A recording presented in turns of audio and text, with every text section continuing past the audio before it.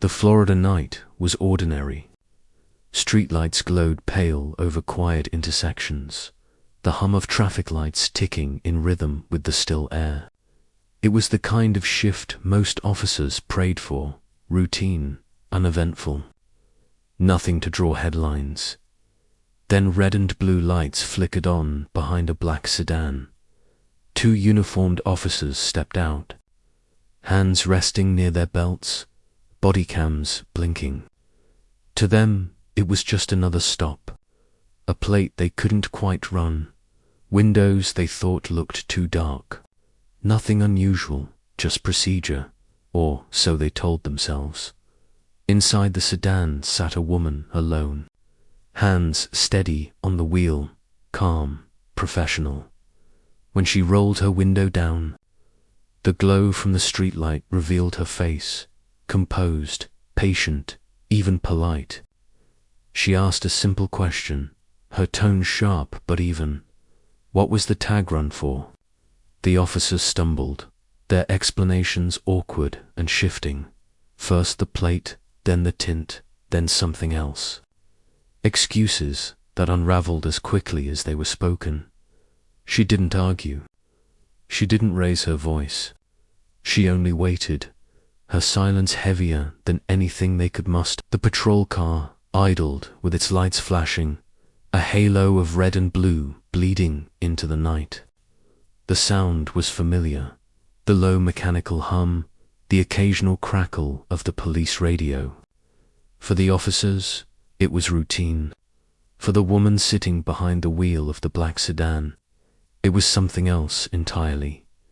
Aramis Ayala, mid-40s, sat straight-backed in the driver's seat. A black woman with a composed presence.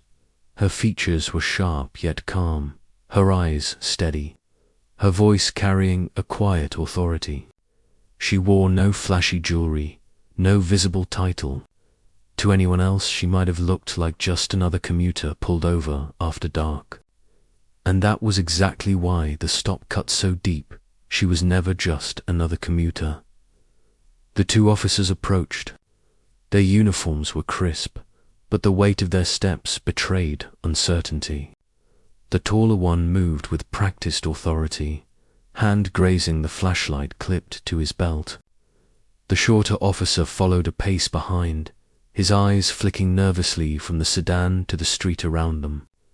Both wore mirrored expressions of routine professionalism, but neither expected the scrutiny about. The silence after Ayala's calm question hung in the air like a storm cloud. The officers filled it clumsily, their voices overlapping, their reasons piling one on top of another like bricks in a crooked wall. The tag didn't. "Come back," the taller one said again, as if repeating it would make it truer this time. "And the windows," the shorter officer added, nodding, trying to bolster his partner. "They're pretty dark." "Maybe too dark." Ayala's expression didn't flicker. She simply rested her hands on the wheel, eyes forward, her posture straight. No fidgeting, no nervous shifting. She radiated a composure that made their authority wobble. "Do you have your driver's license?" the taller officer asked finally, seizing on the simplest possible demand. Ayala reached for her purse slowly, deliberately, every motion visible, controlled. When she handed the license over, her voice carried the same evenness as before. "Of course. I have nothing to hide." The taller officer took it, glancing at the card. His brow furrowed for the briefest second, but he kept flipping it between his fingers, unwilling to betray recognition. He passed it back to his partner, who stared a little too long before nodding quickly, shoving it into his breast pocket as though it burned. They didn't say the name out loud. Not yet. Instead, they scrambled for more. "Yeah, like we said," the taller one mumbled. "The tag didn't show up in our system."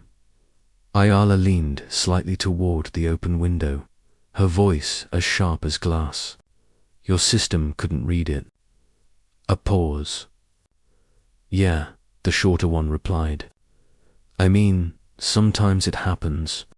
Maybe a glitch. And the windows? She asked, not accusing, not dramatic, just precise, like a surgeon pressing on a nerve. The taller officer shifted. There, darker than most. Her eyebrows lifted ever so slightly. Are they illegal? He blinked. His partner looked down at his boots.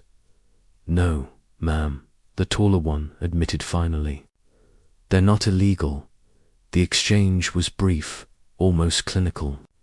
Yet in that simplicity, the imbalance of power shifted further. The officers had come forward with authority. They were now retreating with excuses. Ayala sat still, her silence waited. When she spoke again, it wasn't loud, but it carried a gravity neither officer could counter. Gentlemen, I asked you a simple question. What was the tag run for? The taller one swallowed hard. Just routine. Just procedure. Her eyes narrowed just slightly. Routine. The word hung in the air, heavy as a verdict. By now, the flashing lights had drawn glances. A jogger slowed, phone in hand. A couple out walking their dog lingered at the corner, watching from a distance. Though few people were present in person, the bodycams saw everything. They captured the stammering, the shifting, the imbalance that was becoming impossible to ignore. The shorter officer, desperate to regain footing, tried another angle. Do you work around here? Ayala's lips curved into the faintest suggestion of a smile. It wasn't amusement. It was incredulity at the audacity of the question. Yes, she answered plainly. I do.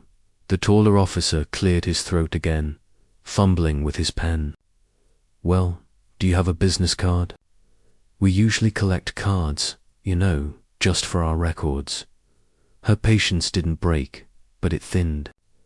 Do you have cards? She asked, her tone turning sharp enough to draw blood. The two men froze, then fumbled in unison, patting pockets. In the moment itself, the stop was quiet. A handful of porch lights glowed. A dog barked somewhere down the block, the Florida night thick with heat. Few eyes witnessed it directly. To the casual passerby, it looked like any other traffic stop, two officers leaning into a car. Questions exchanged, nothing extraordinary. But the body cams were rolling, and in today's world, body cams don't stay in the dark.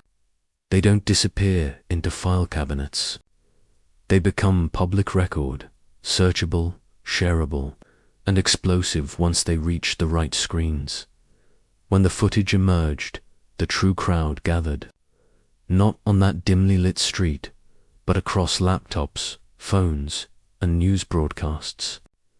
Millions became witnesses, leaning forward in disbelief as they watched the stop unfold frame by frame. The cameras told a story the officers could not control. Two men fumbling through shifting excuses. A woman behind the wheel remaining calm, pressing with quiet authority. The imbalance was obvious. Every hesitation, every stammered answer magnified under the replay button. Neighbors who hadn't stepped outside that night now replayed the footage with their families. That's our street, some whispered, pointing at the glow of familiar lampposts. Others shook their heads. That's her. That's Aramis Ayala. The name rippled through the community. For many, it came with pride. Florida's first black elected state attorney. A figure who represented a breakthrough in justice. For others, the realization cut deeper because the footage made something undeniable. Even the highest-ranking prosecutor in the county could be stopped, questioned, and underestimated. On social media, the clips spread like wildfire. Shortened versions of the exchange popped up on Twitter feeds, captions boiling the entire stop down to a single shocking punchline. They pulled over the state attorney. Comment threads grew long. Some defended the officers, clinging to the words routine stop. But the larger tide rolled the other way. Routine, users asked. If this was routine, why so many excuses? Why so many shifting stories? And why, when confronted, did the officers have nothing solid to offer? Live streamers and activists dissected every pause, every nervous glance. Screenshots of the officers handing over their names, scribbled on scrap paper, went viral, a symbol of weakness, of scrambling under pressure. Is this professionalism? One headline mocked. The crowd became judge and jury, not only for the stop itself, but for the broader truth it exposed. The authority of the badge wasn't absolute. It bent when faced with real accountability, when pressed under the weight of a calm question and a name far heavier than theirs. And at the center of all that public outrage was Ayala's restraint. She had never raised her voice, never accused, never shifted in panic. Her calmness became a mirror reflecting the chaos in their own conduct. The irony wasn't lost on anyone. A prosecutor who spent her career evaluating police actions now sat silently while officers unraveled under their own cameras. Every replay strengthened the same conclusion. The officers hadn't controlled the stop. The stop had exposed them, and the crowd, though miles away and days later, became part of the confrontation. Each viewer pressing play was another pair of eyes standing under those flashing lights. Each comment, each repost, was a voice shouting from the sidewalks that had stayed empty that night. Their cameras were supposed to protect them. Instead, they broadcast their weakness to the world. And soon, the world would learn exactly who they had dared to pull over. The air around the sedan was still heavy with excuses. The taller officer shifted on his feet, scratching his chin, as if another reason might fall from the night sky and save him. The shorter one glanced at the license again, his lips pressing thin, the weight of recognition creeping in but never spoken aloud. Ayala broke the silence herself, her voice calm but surgical. "What agency are you with?" Both officers answered at once, stumbling over each other's words. Their names tumbled out in a rush, as if speed could cover the uncertainty in their tones. "Do you have business cards?" she asked next, her tone sharpened by the question's simplicity. A pause. One patted his vest, the other checked his pockets. Both came up empty. The taller officer finally grabbed a crumpled scrap of paper from his cruiser, scribbling quickly, handing it to her like a student caught without homework. She accepted it, sliding it into her purse without even glancing. The act itself, calm, dismissive, struck harder than any raised voice could have. The stop wasn't about her anymore. It was about them, exposed under their own blinking cameras, scrambling for footing they no longer had. And then her ID returned to her hands. The realization crystallized. She wasn't simply a driver with tinted windows or a plate that didn't come back. She was the elected state attorney for the 9th Judicial Circuit of Florida, the first black person in history to hold the office, the highest-ranking prosecutor in 2 counties, the top of the chain in the very system they claimed to serve. The officers hadn't said it yet, but the audience watching later would. In living rooms, on phones, on news broadcasts across the country, the same words echoed. They didn't know who they were dealing with. One officer tried to keep the moment alive, his tone softening into apology. "Just, routine, ma'am. We run tags all the time. Routine. The word carried a sting now, because what did routine mean when it came wrapped in contradictions? Routine to stop someone because the plate didn't read. Routine to pivot to the tint of the windows. Routine to shuffle excuses until the silence cut too deep. Ayala's expression gave nothing away, but her restraint was its own kind of verdict. The truth didn't need volume to carry weight. Inside the cruiser, the officers' radios buzzed. Calls came in, background chatter filling the silence. But neither man moved. Neither wanted to walk away first, and neither wanted to stay longer. They were trapped in the strange purgatory of authority undermined, and outside the moment itself. The viral audience grew restless. Clips of her asking, "What was the tag run for?" looped endlessly online. Viewers replayed the hesitation that followed, the fumbling answers.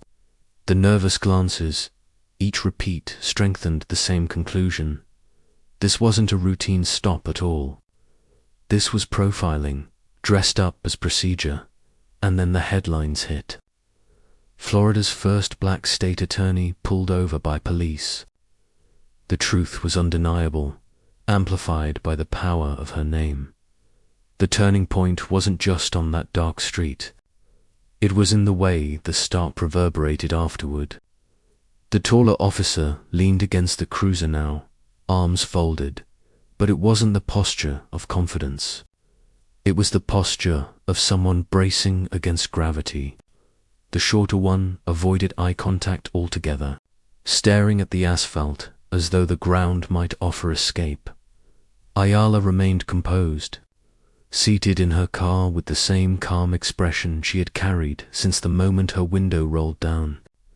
She had asked the same precise questions, collected their clumsy answers, and now, without raising her voice, she had taken control of the stop entirely, and then came the slow unraveling.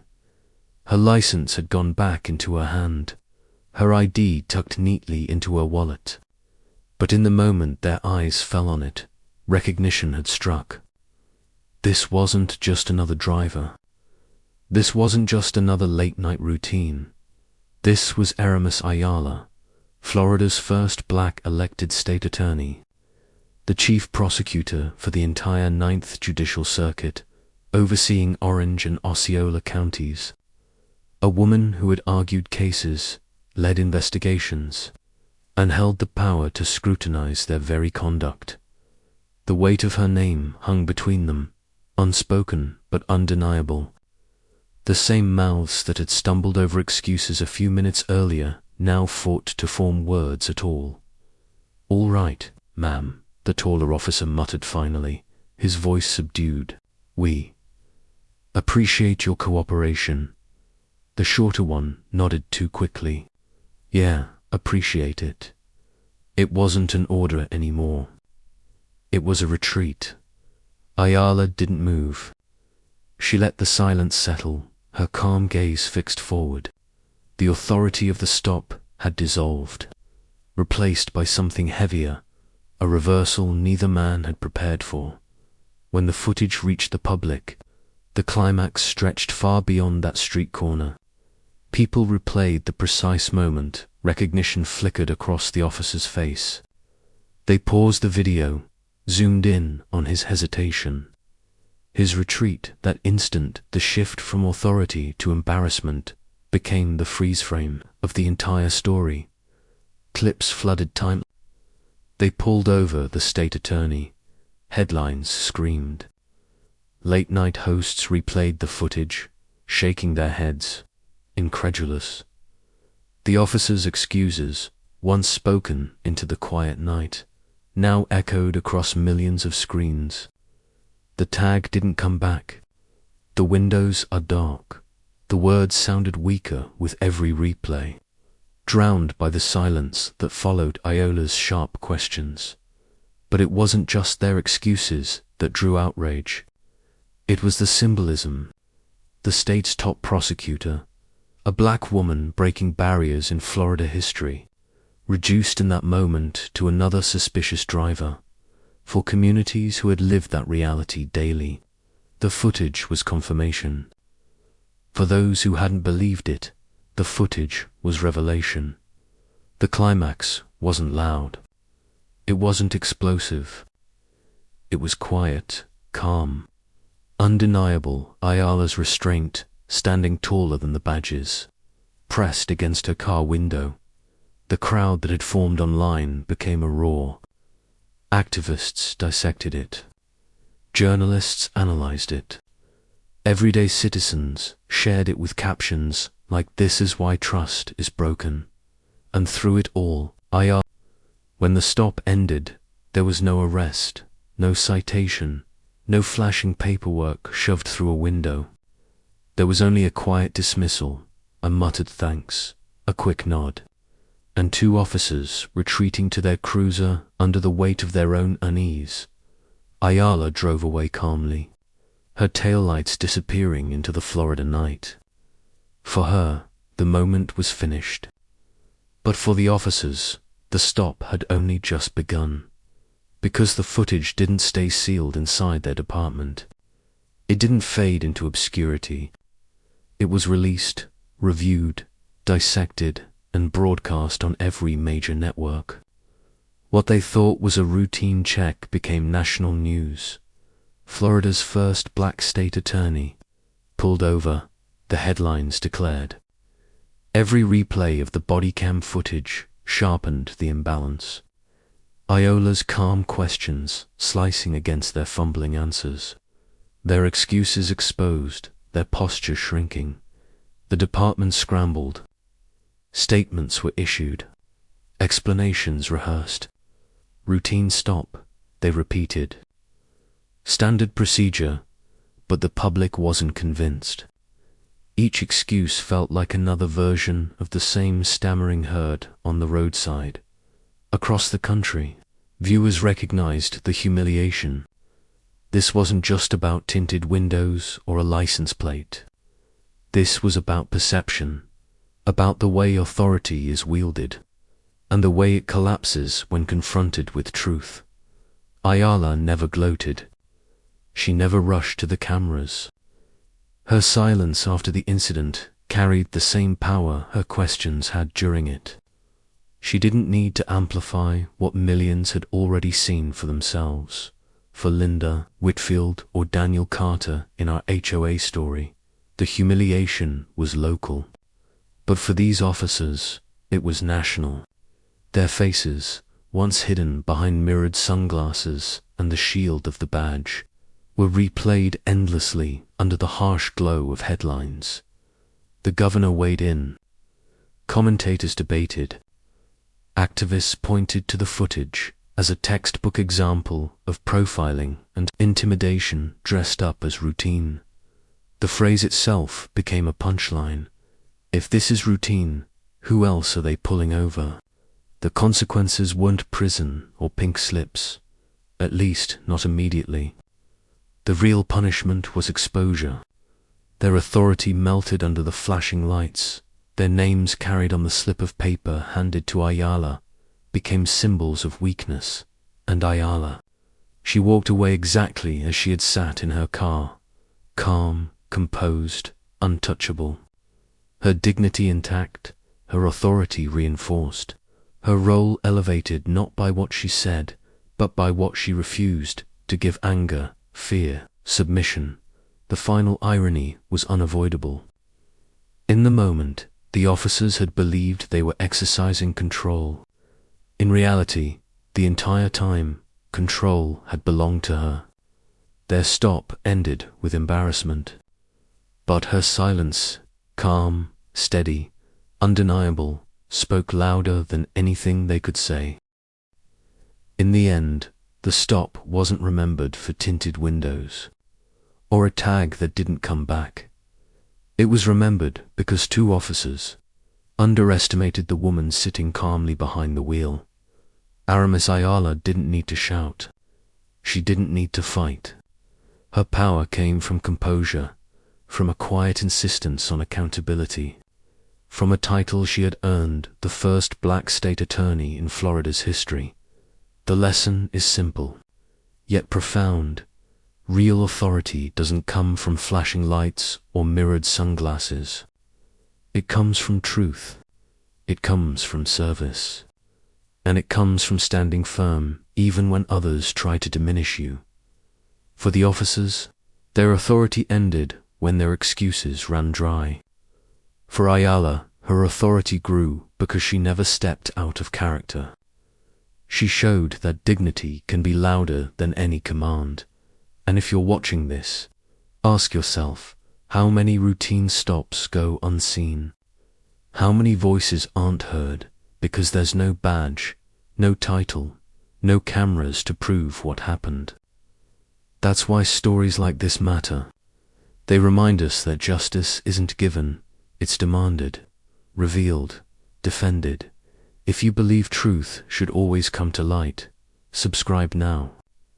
Join us, because every view, every share, every voice makes it harder for silence to win.